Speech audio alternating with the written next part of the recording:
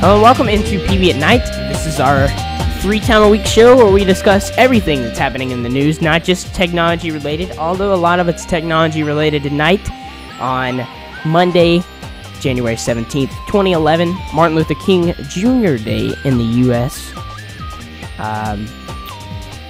Jacob is joining us here. I know that's a kind of a awkward... Jacob's got his awesome light cube that you're supposed to put in your drink, but... I put it in my mouth just now and it tastes really bad. Yeah, which... Well, not like really bad, but like plastic. Like, you shouldn't be drinking that. Yeah, I don't think you want that contaminating up your good drink or whatever you're drinking, so... That was one of his pickups at CES. I think that was spotlighted D-Link. D-Link, yeah, thank you, D-Link. Oops. Yay, D-Link. D-Link. So, Jack, we've got a lot of stories to talk about, and first off, we're talking about Apple. Yeah, I know Apple's always around the news, but this is actually kind of a serious story. I know that not always all Apple stories are serious. In fact, when I was combing through the news stories earlier, actually about 5 seconds ago, but anyway, I noticed that there was a couple new iOS rumors talking about the iPhone 5 and the iPad 2. I don't really like talking about rumors, but anyway, you can always check those out if you'd like. But this isn't actually tonight's news, but this is very newsworthy that I thought we should talk about. It is the Apple CEO, Steve Jobs, announced on Friday that he would be taking a medical... I always get this wrong. I always want to say something else, but I guess a medical... A medical leave of absence, I guess you could call it. There you go. Yeah, there we go. And a lot of people are saying, he had, liver cancer or something. Wasn't it a couple years ago?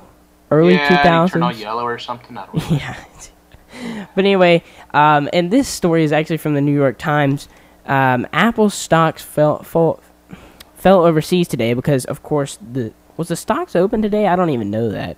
I don't even know. Anyway, the euro fell on Monday, ending the 5-day rally against the dollar and whatever. We don't need to know that. But U.S. stock futures declined abroad after Apple saying that its chief executive, Steve Jobs, was taking a medical leave of absence. Futures on the Standard & Poor's 500 stock index, which is Apple's second biggest member, lost 0.3%. The Shanghai Composite Index tumbled 3%, leading the Asian shares to lower on concern that China's anti-inflation measures would curb growth. Are you tired of listening to this yet? But anyway, Apple stock fell overseas a ton today, essentially because CEO Steve Jobs announced that he would be taking a medical leave of absence. And Jacob, early 2000s was when Apple really kind of fell off the face of the earth for a little while there. They came out with those weird iMacs. You know what I'm talking about? Those iMacs that were all built into the CRT screen. They came out with those. Yeah, that was weird. Yeah, they came out with those clamshell notebooks. Looked like a powder thing. Yeah, powder. Yeah, and a powder. Yeah, that's exactly what it looked like. And then it looked like a. They had the hockey puck mouse came in about that time. And then Steve came back and they announced some brand new iPods, and they announced all the new unibody stuff, and it was back to normal again, business as usual. Somebody got their hands in there and they shouldn't have been. Yeah, and or he was taking the wrong kind of medication. I don't know what happened, but anyway, a lot of bad things happened at Apple while Steve Jobs was there, and actually their stock just crashed while he was gone, and then it's made its way back up. I think they're at they're around $300 a share. They might be over that, but they're somewhere in the $200 to $300 range share, which is extremely good. I think Google's like 600 and something bucks now. Yeah, which you always, every time we talk about this, you always beat yourself. Junk. Bought that junk for like $350. Yeah. Oh well. Forget it. It's all done now. Yeah, it's all done. Drink my slushy. But Tim Cook will be the interim CEO. They've always had.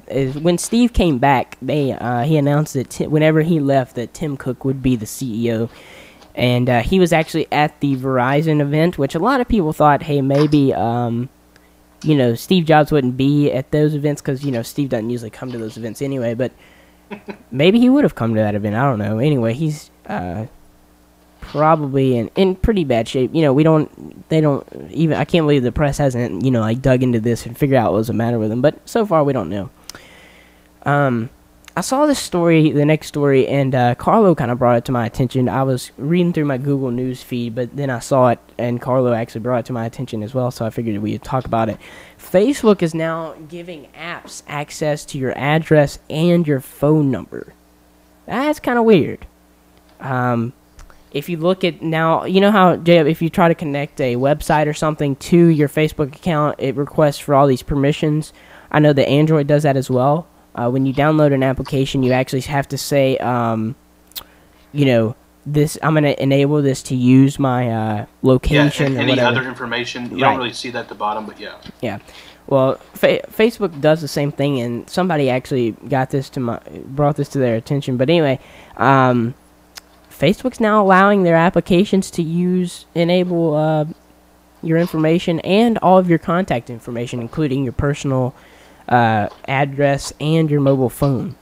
And at first I really didn't see the reason why to put your Facebook, especially if you're going to have an open Facebook account like I do. Anybody can view my information. I probably don't want everybody getting my phone number, but one of the cool things about these new Android devices and I think Windows mobile devices, or Windows Phone 7, whatever they're called now, they do the same thing. They can pull your, so you just well, they sync your Facebook contacts, which is pretty cool, I'll have to admit. Yeah. So, like, you know, if someone changed your phone number on Facebook, you wouldn't have to then change your it. phone number in your phone changes. Yeah. So you don't have to go and be like, what's your new number? Right. Or if you don't have someone's phone number, if you're friends with them on Facebook, well, search your phone. You probably have their phone number if they put it on there. Which is pretty cool. But anyway, it's not very cool that all It's not these... that cool if they're, like, selling your information and, like, Yeah, you're kinda going like- to get phone calls from people and be like, crap, Kinda now like I got to, what like, do all this work to get rid of them. Yeah, kind of like what they're doing here. But anyway, I guess we'll have to monitor this situation more. I mean, I guess most of these applications don't use your... You know, like, if you hook up a game or something, or if you use Facebook Connect, I mean, sure, those websites could be harnessing that information, but most of the time, you don't get, like, your identity stolen or your cell phone number leaks out or anywhere. But, you know, there's always that one Facebook application that somebody will click on, or Farmville or something, that'll exploit the system, and, you know, everybody's phone number will be out online in, like, 5 seconds. But anyway, yeah, we were actually kind of talking about Angry Birds earlier today. Well, Angry Birds has been knocked off its iOS #1 perch by a 14-year-old's game. Yeah, 14-year-old. It's called, the new game is called, what is it called? I don't even know. Bubble. Castle. No, earlier today, Jacob was trying to play Angry Birds on his Google TV, which, of course, Well, I was trying to find it online. Yeah. I mean, come on. Angry Birds needs to be online somewhere, people. Come on. Yeah. But, yeah, we found this castle game instead. Yeah. And, yeah, it was entertaining for the first, like, 0 seconds. Yeah. But anyway, this new application is called Bubble Ball. It was created by a 14-year-old, and it somehow manages to knock off the long-running iOS application Angry Birds from its top of the sales chart. Robert Ney is an 8th grader living in Spanish Fork, not Spanish Fort, which is in Alabama City, but Utah. So he's also one of us. Under his company, Ney Games. Wow, this 8th grader has a company that develops games. Yeah, that's pretty odd. Well, I got a company. He launched... It was only because I was trying to get a loan. Never mind. Yeah. What? He launched his game in the App Store late last month, and now it's hit 2 million downloads. Wow. It's just another physics game, really, based on, it's based on a physics game. People digging... It's really an Angry Birds style game, but just, using, I don't know, I haven't tried it. Balls and ramps? Yeah, that's what it looks like here on the screenshot. Well, balls to you. But anyway, I'm sure Angry Birds will overtake it once people figure out how bad this game is. Hey, maybe it's good. I don't know. Hey, you never know. Hey, you know what it is. What is They it? just haven't found it yet. You do the ball a certain way, and it does wireless tether on your phone. You know it is. I think that And that could be people have figured this out, and nobody's really figured it out in the news yet. That's probably what it is. I'm like, oh, dude, sweet. If I make the shape of the Wi-Fi symbol on the thing and then hit start, it turns on my Wi-Fi and lets me share it through the the phone, and I could get on the internet with my laptop. Yeah. Let me just state, Jacob, that Android does not have that problem at all. No. You just be like, hey, I think I want wireless tethering, and you're like, Yeah, oh. I think I'll download that app Yeah. and just go ahead and do it. Yeah. It's pretty simple. Yeah, that's pretty good. Okay, I'm done. Yeah. Jay, we got a little bit of sports news this week. This was actually the first, the game before, I guess, the quarterfinals in the NFL, and two of, actually pretty much every team that people were predicting to win actually lost, besides the Seattle Seahawks. They lost but weren't predicted to win. Tom Brady's Patriots, they lost against the Jets, which was one of very surprising loss there.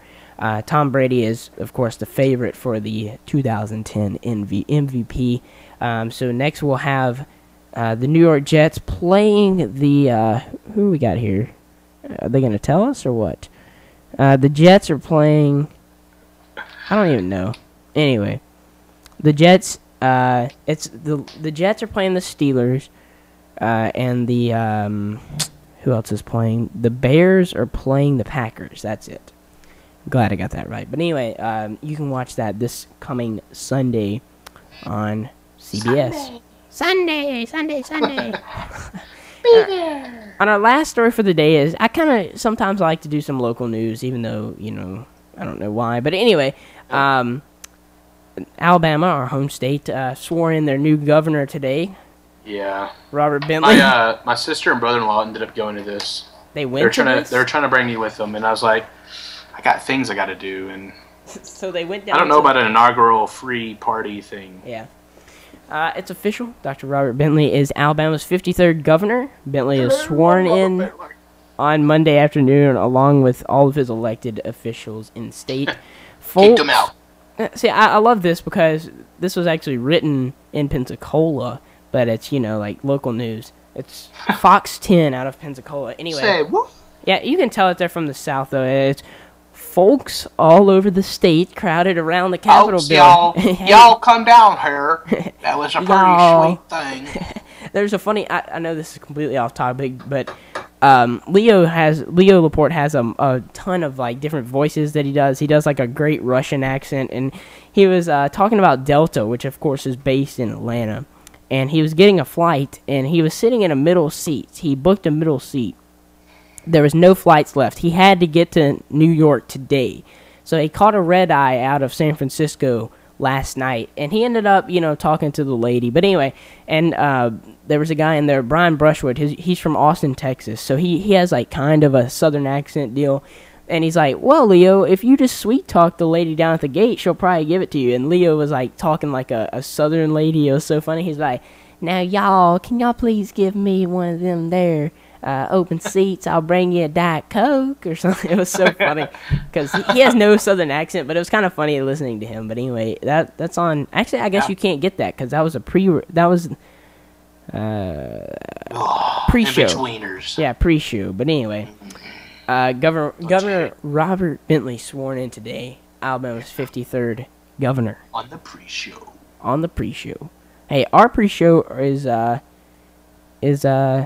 archived for 5 or 7 days. I don't know. So if there's anything interesting in our pre-show, I guess you could always go download that. Upload that junk to YouTube. Yeah. It'll go viral. Viral, son. You know it will. Yeah, it probably will. Jacob, speaking of YouTube, we just got done doing a Gadget Gurus show, and Jacob will be uploading his vlog pretty soon over to youtube.com/freakinghuge, FREAKINHUGE. You can follow him at the same place on Twitter, twitter.com/freakinghuge.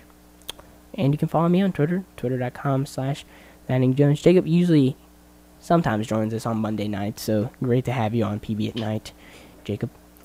And I guess until tomorrow on PB at Night, because we do this show every Monday, Tuesday, and Thursday. Until next time, guys, I'm Nick Jones. I'm Jacob Roberts. And this is PB at Night. See you guys.